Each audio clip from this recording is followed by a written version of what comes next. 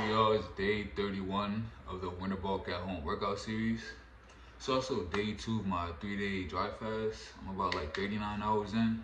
Side note, I don't recommend you work out while you fasting, fasting in general is just, there's a bunch of like spiritual reasons behind it.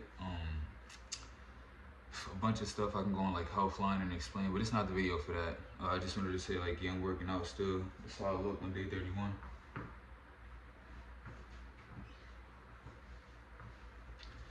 Today's workout, since I am fasting, I'm not gonna go too crazy. We still got a laundry list of stuff to do, and I'm honestly taking it at my own pace today. So yeah, without further ado, we're gonna hit the rooftop. You feel me? Go get ready. Make sure to like, comment, subscribe, and let me know if you've been doing these workouts with me, if you've seen the transformation. Like I said, I feel like I'm getting fuller, I'm gaining lean muscle. And as soon as spring hit, I'm gonna see if I can get in the gym, start lifting some iron, yo. Once I start lifting iron, my body really going crazy. But yeah, let's get started, yo.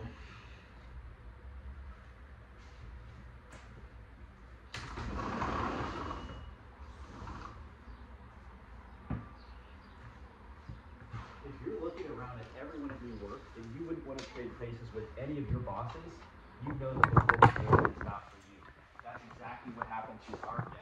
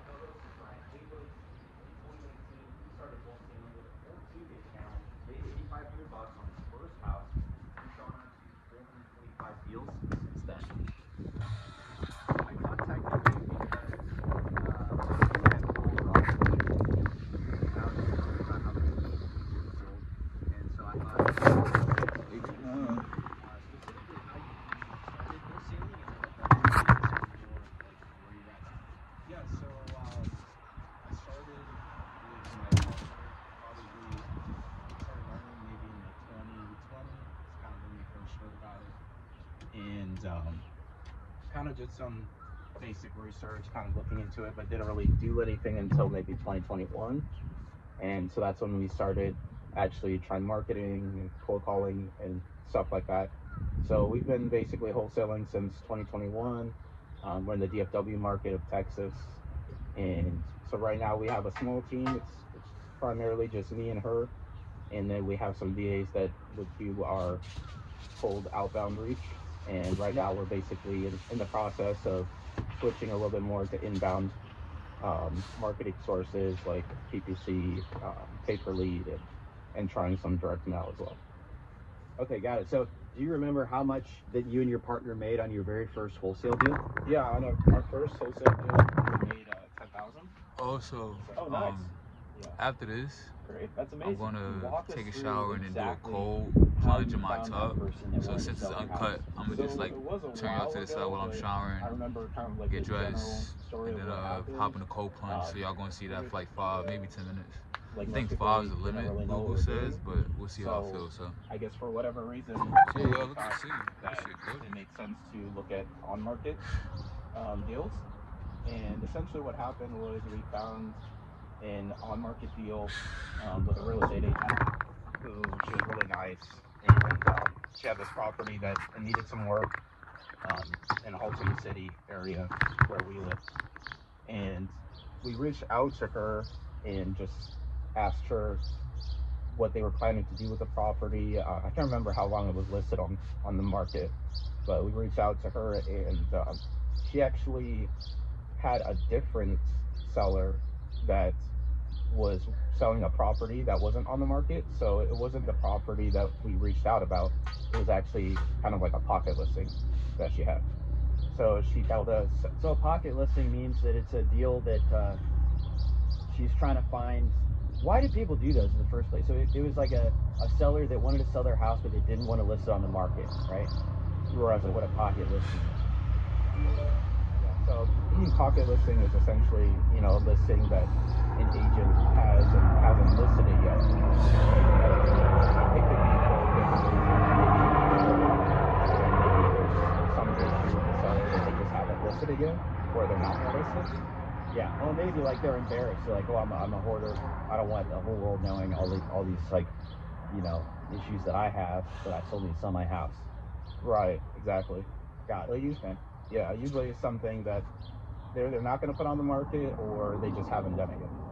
Got it. And then in this case, she didn't put it on the market yet. Can't remember exactly why it was on the market, but we just told her, you know, we work with investors and they're looking for properties. And then so she gave us this lead, and we met with her in person at the property. And it wasn't a terrible house, but it did need a lot of work. The neighborhood that it was in wasn't that nice of a neighborhood either. So I think what it was is it was just a pocket listing. She didn't have any investor buyers or anything like that. So she gave us the opportunity, and we were actually pretty upfront with her, and we told her that it was our first deal. And she was very nice about the whole process and gave us a lot of time to kind of invest into the deal, like doing research and making sure that it would make sense. It's probably something that I've recognized is as you've gained consistency in wholesaling, you've gained consistency with establishing your buyers, you have more confidence that you're not going to be in a situation where you're going to need to get out of the deal. So you've established, okay, I'm going to get this done. You don't have to say, you know, this is our first one we're doing, you know, I'm going to try to find a buyer for it, because you've most likely established your list of buyers. So I'm just curious, like, knowing you're established, how much of that clarity do you throw into that sales pitch now versus when you just started? That's what my direction on that was. So I think now we'll pretty much just, you know, as long as you don't give them too much information as far as making it confusing for them, you know, at the end of the day, they just want to know that it's going to be done.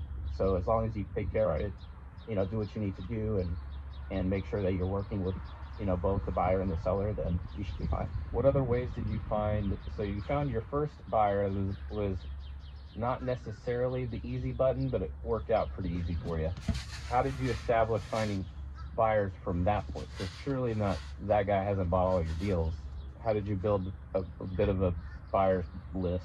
Yeah, so moving forward from there, we did do a lot of, you know, posting in Facebook groups, joining Facebook groups to find other buyers, looking to see in those groups who's actively buying, and building our own kind of like email list and direct buyer list.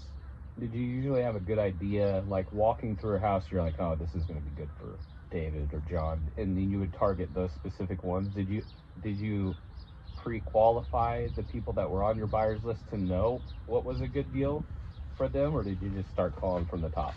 I don't think we ever.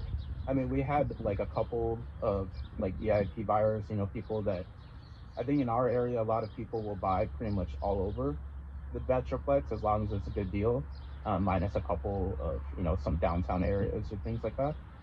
But I wouldn't say we necessarily. Welcome to Six Pack Promise.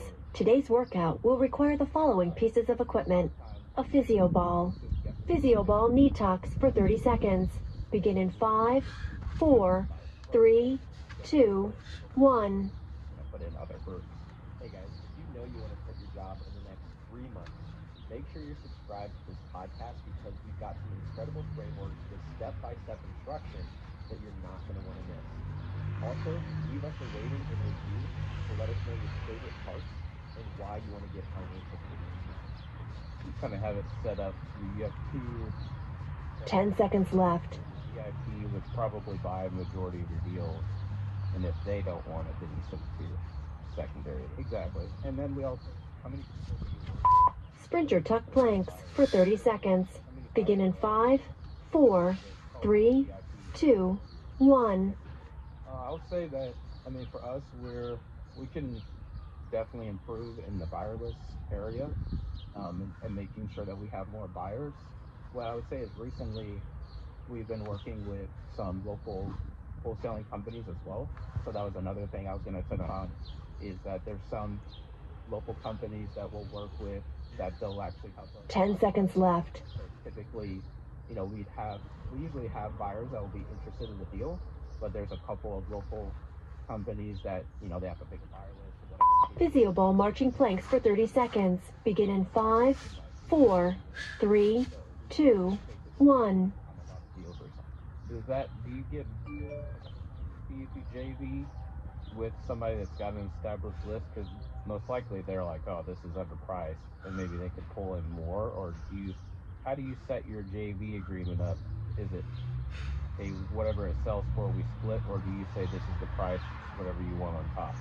Yeah, so we typically have 10 seconds left. to run the numbers to see what they can find as well, but usually they'll let us know, like, this is how much we can probably pay you for the deal. Physio ball corkscrews for 30 seconds. Begin in 5, 4, 3, 2, 1.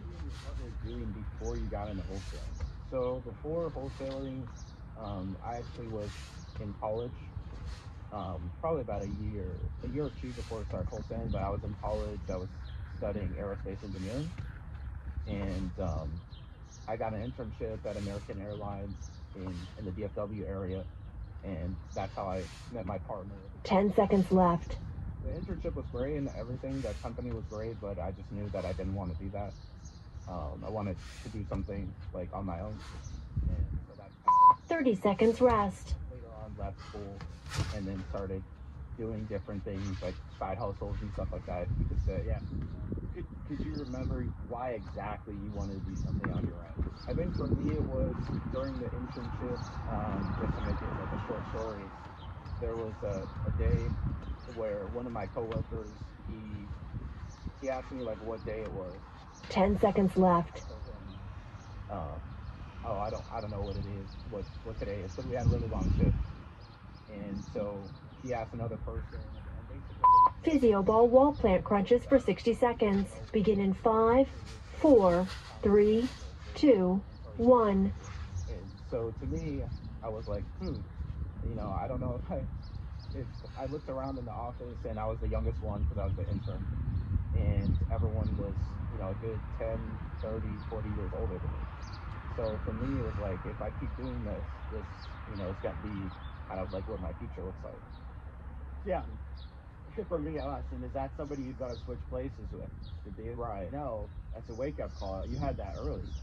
Right. So I feel like for me, it was pretty much, like you said, my wake-up call, like 30 seconds left. or you have to make the decision on if you want to change. So that's what I did. Beautiful. And then where have you gotten to now with your wholesaling? And when was that for your first deal? So the first deal, I believe that was, so we started in 2020, like I said, kind of learning. So I think 2020 was actually 10 seconds left. or like early 2021, because it took us a couple of months to get that first deal. And then, so now, Physio ball stirs for 30 seconds. Begin in 5, 4, 3, 2, 1. leads, so typically, they're hotter, easier to work with. And yeah, so we do have a website, and we're working with doing pay-per-click advertising to, drive people to the website and basically reach out for more information. We are 10 seconds left. pay-per-lead services, so they basically do the same thing, but they just send you the list for the leads and sets, and then we're looking into doing like Change directions in 5, 4, 3, 2, 1. Do you have a certain goal in 2024 that you'd like to achieve with inbound and how your business might grow? Yeah, so for right now, I mentioned this to you before, but we're still kind of in the startup phase. We don't have any real like employees or people that are working for us, so it's primarily just us doing all the calls on the leads that come in.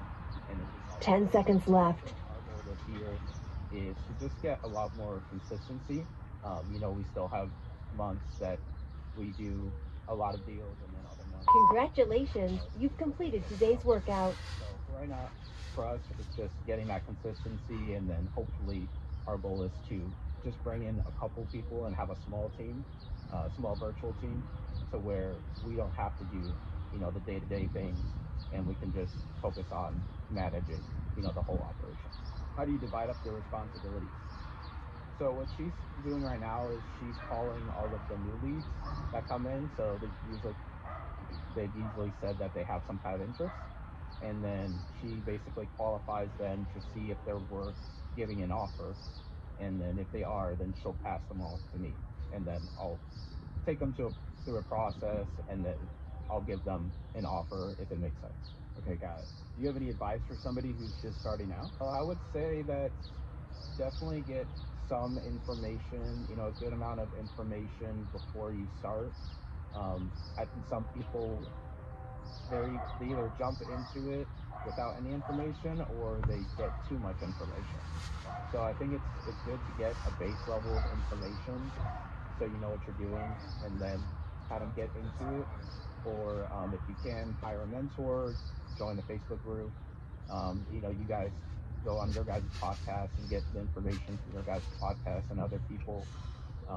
And then definitely it's got to come down to action, but you also want to. Welcome to Six Pack Promise. Today's workout will require the following pieces of equipment. No equipment required for this workout. 1 down, 2 ups for 30 seconds. Begin in 5, 4, 3, 2, 1. To do that, you have to have information. So either get a good amount of information, get a mentor, or work with someone who's already doing it and learn directly from them. Love it. Deshaun, where can people find you? You have an Instagram account where you guys post? Yeah, I do have an Instagram account. It's just my name, at Deshaun Hillman. We don't really post too much on social. If you go on there, 10 seconds left. because we like traveling, so you'll probably just see a lot of me traveling. But we are looking to get more on social media and doing more with our business. Figure eights for 30 seconds. Begin in 5, 4, 3, 2, 1. Corporate world, knowing that you knew that wasn't for you. So just super thankful you could share that story, because I know it'll make a difference in at least one other entrepreneur's journey. And I'm excited for this to come out in a couple weeks. Yeah, I appreciate it, guys. Nice talking. Thank you, man. You too. Thanks for listening to the Deal Machine Real Estate Investing Podcast. Please leave us a review and follow along wherever you're listening. 10 seconds left.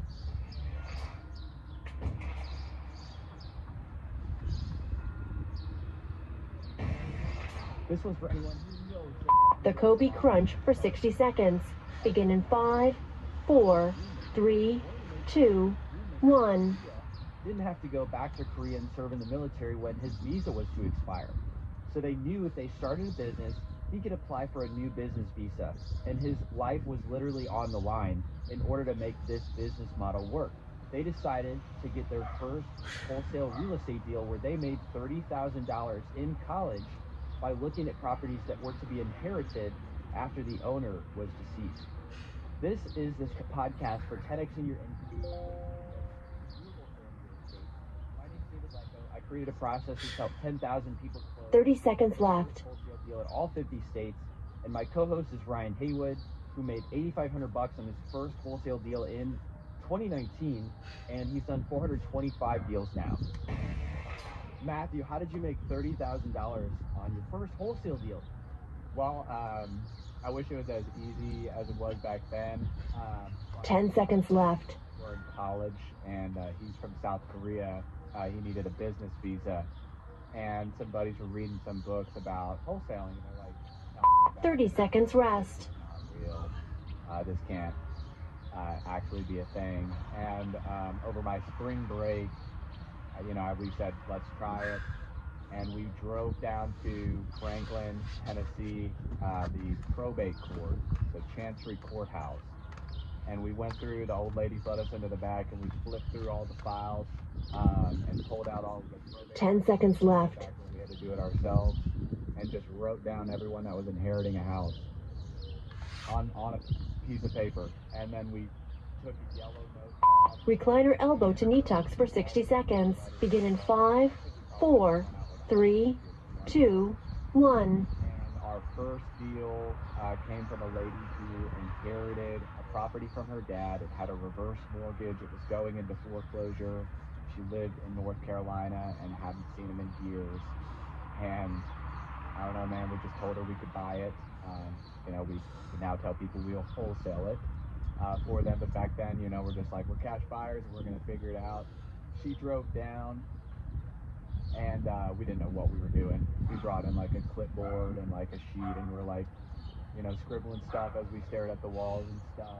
30 seconds left. And back then we had to find our buyer on connectedinvestors.com, which is practically, I don't know what they're up to now, but we found a great guy named Jeff who runs an excellent property management company out here who had a buddy of his who bought it out of an IRA. It was actually in Brentwood. 10 seconds left. Which was a very, very high-end market, still is.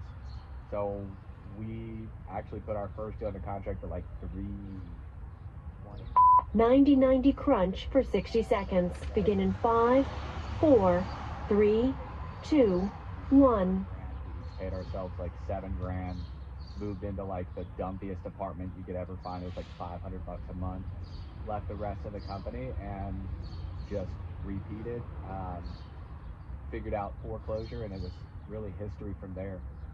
That was 7 years ago, though. So you had a friend who was from Korea, and he needed a job? That's how. So yeah, so he was my roommate in college. He was at Belmont. I was at Vanderbilt. He's still a good friend and a great investor flipper out here in Nashville now. But yeah, his visa was going to expire. 30 seconds left.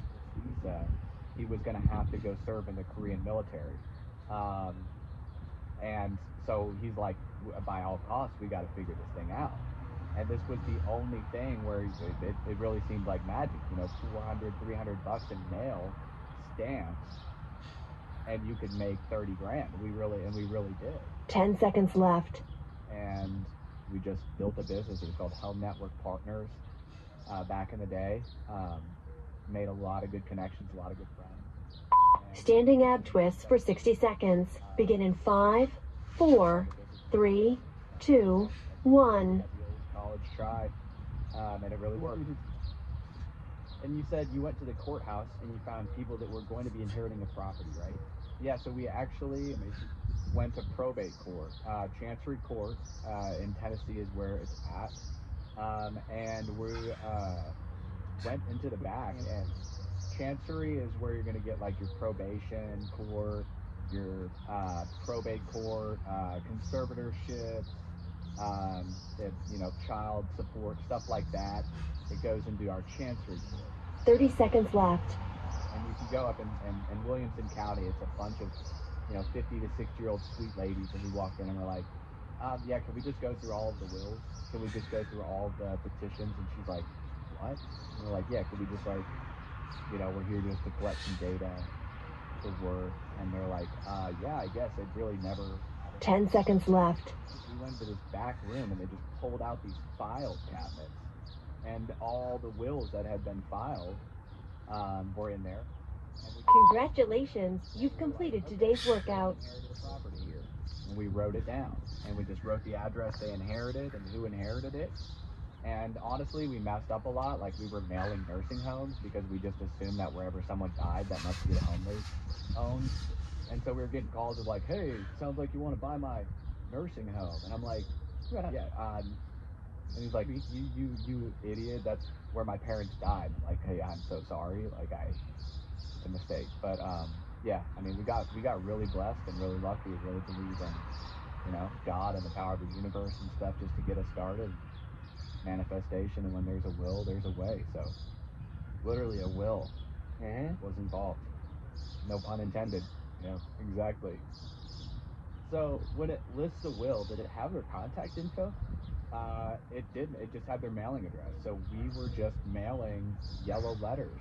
I think some do nowadays, and I don't want to give away any super secrets, but I mean, Deal Machine's deceased owners is obviously a great place to start. A lot of cross-reference deceased owners and a lot of stuff that doesn't make it to probate. I'd be honest, in my experience with deceased people who sell are highly motivated. A lot of them don't know how to file probate. So you're going to miss a lot of great probate or inherited opportunities simply because they didn't file anything in the courts. But the courts do now oftentimes have the phone numbers for the people in probate and stuff like that. So there's ways to find it if you really dig in and read a will. But back then, no, we were just mailing the mailing address for the petitioner. Just mailing it in. Yeah, and we started calling after that. I mean, manually down before dialers were really big. That's great. I've heard it's good to hand dial now because the cell phones will say potential spam for numbers that are associated with many dialers. Yeah, we like obviously smartphone and phone burner. Both are compliant, valid dialers.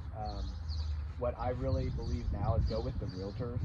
The realtors have been doing this stuff for thousands of years, and they are successful at it. And we've always had like this kind of dichotomy of wholesalers don't work well with realtors, or we're like enemies, or like it doesn't make sense. It's like we have a lot of hacks over here in the wholesaling crew, but realtors have incredible marketing tactics, relationship based selling. They pick the phone up when you call, where wholesalers, I don't know, it's kind of a joke of mine. Hey, do you think a wholesaler is going to call you back? Um, Probably not, and that's definitely something that we could learn from realtors. But phone burner is used by like some of the top realtor groups in Tennessee. They actually have, we're going to try it this year, branded dialing too, where when you call them, it shows your logo when they see you on the screen, which is just, how does that happen? How do you make that? Phone burner, ask them, man. I mean, it's just next level over there. And then the smartphone, the secret is, so get the carrier, like I've got AT&T and I've got Smart Blocker. It's like an extra $8 on my phone. So whenever I get a new line on smartphone or anything, I call it and I see if it shows up as spam on mine, right? And if it does, I just delete that number and I get a new one, because you'll eventually get one that's not even the heaviest spam blockers are blocking. Download robocall or whatever. Figure out how to get through that, and then stick with that number, and then only use that number for your follow-ups. Don't ever mass dial with a golden number. Like you get an IP or an ID that works, don't ruin it. They say 30 seconds on the call. That info. Yeah, with that to make sure you're not ruining it, not making so up as spam. Yeah, so you want to stay, if you make a call and you get someone on the phone and they say no, try to keep the call for 30 seconds. So one of the things that will spam register your numbers is getting off the phone quickly. Multi-line dialers are not great because they hang up on other people. So quick calls to hang up is another thing that'll get you spam registered very quickly. And then obviously don't be mean to someone who you know you're never going to talk to again, because it's so easy to report numbers as spam now. So report it on their cell phone, right? And you don't want that. Exactly. So again, keep a conversation at least 30 seconds so the carriers aren't seeing you just hang up on people. That's number one. Two, register your number through I think it's like realvalidation.com or something, where it actually links it to your name. I definitely recommend for new wholesalers, register yourself under sole proprietor. You can have an LLC, but if you get a number through like smartphone or Vonage, we're actually working on like building out Vonage APIs and stuff. Sole proprietors do not have a lot of the same restrictions as businesses for robocalls. You're allowed to do a lot of stuff as an individual that you can't as a business right now. So you're less likely to get in trouble if you're just Matthew Hens. Obviously, you're losing the LLC protection, but you're also not going to get sued by the FTC for running a business that's using phones to call. So for new guys, register your number, or just use your, like David said, just use your personal phone. And don't be afraid. Don't call someone you don't want them to call you back. Don't make people mad. Make sure you have positive, happy conversations, so if anyone calls you back, hey, it's probably someone great. I think there's a lot of common sense nowadays. I'm loving this, man. It's turned into a master class. All right. Do you have anything else you want to add? I mean, get in front of people, right? I think we can all agree with that. You can call all day, but all of our sales happen at the door. I hate to say that we're a calling business because we're not. We're actually driving business, and we're data driven. That's something that we believe in. And so what we do is we actually, and man, this is gold. myroute.com, like $20 a month. You can take all of your leads, and my business partner will probably kill me for saying this because we don't do it anymore. We use Salesforce, but back in the day and for years, you just download your list, right? Your pre-foreclosure list, right? Whatever list, and you plug it into my route, and then you just drive to all the houses and you knock on the doors, right? And you just say, hey, I'm here to help. And while you're doing it, you use Deal Machine and you drive a route. So a lot of guys, when you can get purpose behind your driving for dollars, when you can actually drive for dollars on the way to another lead, we're getting 60 to 70% contact rates in foreclosure. We'd say probably 20 to 30% of contact rates on the phone, right?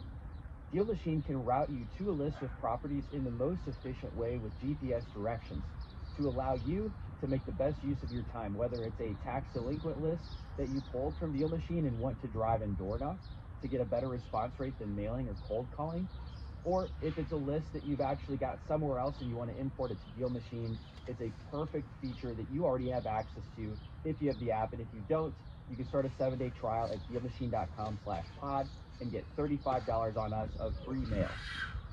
60 to you can pull like people who recently deceased owner list, right? And then you actually like go to those properties and drive to all those properties.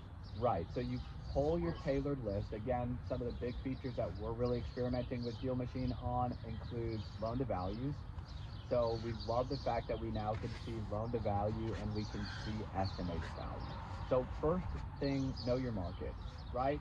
If you're not doing deals on houses over $500,000, then don't pull a list with houses over $500,000, right? Like one of the ways that we always teach our team is with dating analogies, right? Like if you're gonna walk into a bar, and I'm married, so I'm sure my wife is probably listening. This is not something I would ever do now, but if you're gonna walk into a bar and pick out a date, you're not gonna say I'm gonna see all these girls in here and I'm gonna treat them equally, right? You're gonna say I'm gonna look for the one that I really feel like I can connect with the most. It makes the most sense with my ethos and my mission, and I'm gonna go talk to her first. Well, that's exactly how you should approach your deals. If you aren't working luxury houses, then don't call them or treat them the same on your list. Secondly, you can't, no matter how much you help or what they say about novations or short sales or this, you can't help anyone with more than 75% LTV. You can't, because you're not going to be paid enough, and you're going to be sweating and giving them $2,000 and you $3,000. If you want to make the $30,000+ deals, their loan to value has to be at 70 to 50%, right? So yeah, pull that secret list, whether it's deceased owners with 50% loan to value, under $500,000 estimated value in one neighborhood that I know I've got buyers in, right? You're literally talking about like a like a zip code block, right? All right. You've got 50 houses in that neighborhood. Okay. You know that everyone in there needs help because someone died, their family, that's loss of income, that's bad memories in the house, that's deteriorating health, right? Two peas in a pod. And yeah, you export that list in Deal Machine, you upload it into my route, you put your start destination as your house, and you go knock on those houses. And while you do it, you get your Deal Machine in real time, and you make the effort to pull over to the side of the road whenever you see a house that is ugly or needs work, right? Obviously, the E grade, D grade, property gradings is something that we're experimenting with, but I'm sure everyone here knows you cannot beat looking at a house in person and just having that feeling like this is a deal. Totally. Mm-hmm. And you started by going in person. And what did you do after you made that 30,000? You said you moved into an old apartment. You paid 7,000 each, right? And then you kept the rest for. Yep, exactly. So we paid for more marketing. We didn't know what. And so what we did is, and that was significant. Did you quit Vanderbilt at that point? I just graduated. Yep, so I just graduated. Exactly. So I had an offer at Merrill Lynch.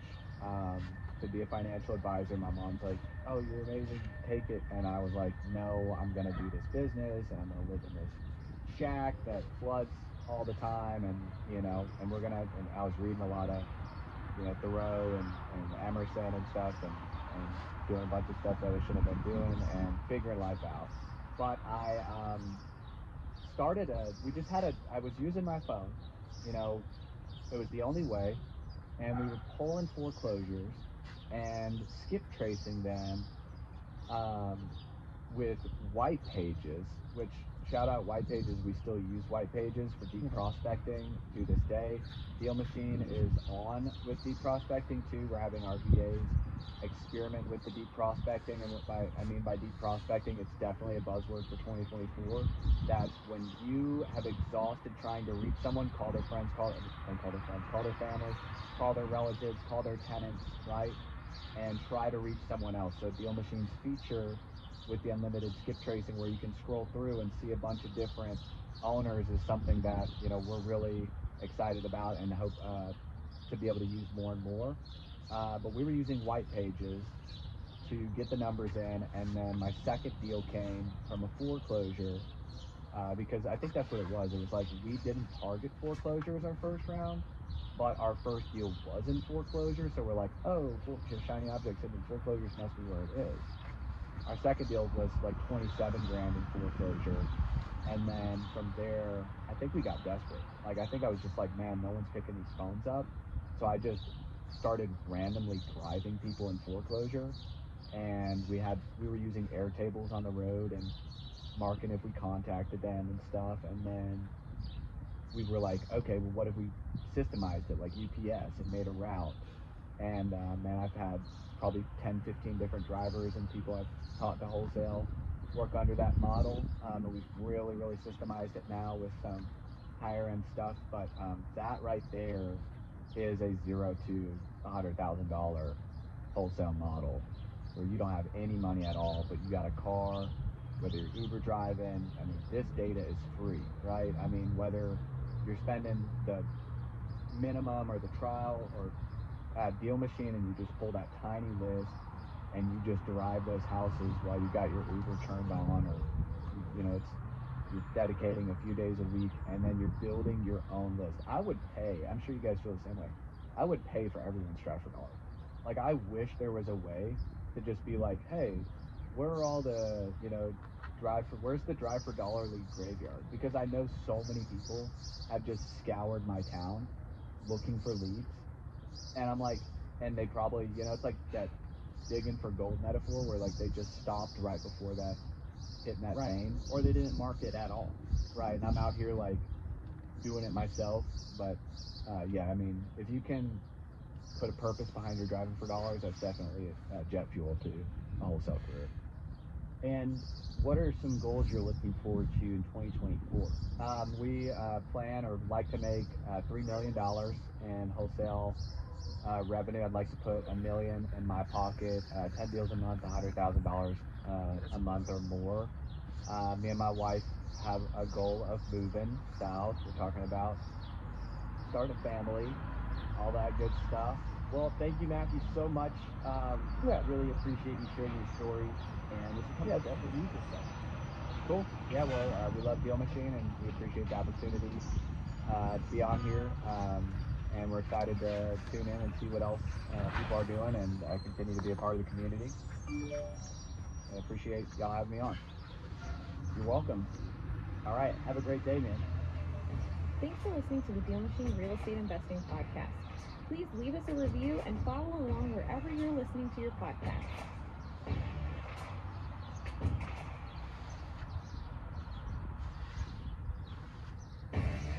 This one's for anyone who wants to start building something for themselves so that they're not vulnerable to the business where they work. This is for somebody who wants to stop being concerned and actually stop being fear-based. And this is going to help you continue doing things that make you happy, because you'll have a lot of control as you do to start a side hustle, to start replacing your income and even 10x the amount you earn now through the business model of wholesaling real estate, a strategy where you make big checks for finding a rundown house and passing that off to an investor. My name's David Lecco, and I created a process that's helped people close 10,000 deals in all 50 states. And my guest today is Zach Booth, who's done over 1,000 deals himself, making $1 million per year, finding these rundown houses in Utah. And he's going to give us the 4 stages of wholesaling so that if you're listening to this for the first time, you could go and execute on finding your first deal after listening to this episode. So, Zach, tell me, how did you make $10,000 from finding your first rundown house and then passing it off to an investor? I bought, or actually pulled a list from the city. It was a code violation list. I sent a postcard to that seller, or potential seller, I should say, and they called me back. The guy had a house that he didn't want to deal with. The crazy thing is, he was actually a very wealthy guy, and him and his partner had a falling out. I think they had over 300 rentals at one point. It was their very last property they had, and they just didn't want to deal with it. They named their price, take leave it. I sent them a DocuSign. I had no idea what I had. I honestly had no idea if I was too high. Luckily, I had done the proper task of building a buyer's list properly, and I had a motivated buyer that needed to move money for tax purposes. His offer came in $30,000 higher than any of my other offers. And, the difference between what I had it under contract for versus my best offer was a $10,000 profit in my check, or $10,000 check in my pocket is what I meant to say. So I was very excited about it. Right, that's an amazing first deal to get. And I'm always surprised by how much people will pay for these houses. And you said that you needed to put money somewhere to avoid taxes, right? So you had to urgently find a real estate investment and was willing to pay more for that perhaps than somebody with less money to worry about. It's kind of what I've noticed. Is the wealthier someone is, the least they care about how great the deal is how that seems to work out. Yeah. I mean, yeah. So what were you doing before that drove you to try this new thing called wholesaling real estate? I had dabbled. I had bought a rental or two, and I had tried flipping a house, but my full-time gig was a window cleaning business. I did that actually for almost just barely shy of 10 years, actually. So that's what I was doing before, and I didn't love it. I definitely didn't love it. I don't miss washing windows, that's for sure. So it was just work you didn't like.